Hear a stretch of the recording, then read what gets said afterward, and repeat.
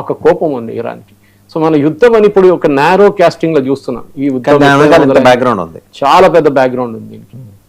అప్పుడు George bush టైంలో, దాని తర్వాత ఒబామా టైంలో, ఒబామా ఇన్ఫ్యాక్ట్ పర్మిషన్ ఇచ్చారు, మీరు ప్రాసెస్ చేసుకోండి యురేనియం, కానీ limited number, limited quantity, limited purity, దానికన్నా ముందు మీరు వెళ్ళకూడదు. Only that should be useful only for power generation అంతే, కానీ జరగలేదు.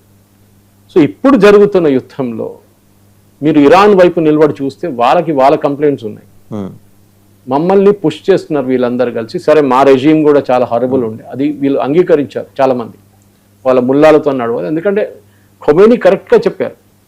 ఇన్ఫ్యాక్ట్ ఖొమేనీ చనిపోయిన తర్వాత ఖమ్నేనీని తీసుకొచ్చింది ఇంకొక ఆయన, స్పీకర్ ఆఫ్ ఇరానియన్ పార్లమెంట్ ఒక ఆయన ఉన్నారు, పేరు మర్చిపోయినండి.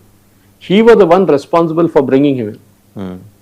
ఆయన ఏమనుకున్నారు, ఇది చాలా లైట్ హెడెడ్, ఈయన ఏం చేయడు ఖమేనీ, నేను చెప్పిన మాట వింటాడు అని చెప్పి తీసుకొచ్చారు. కానీ ఈయన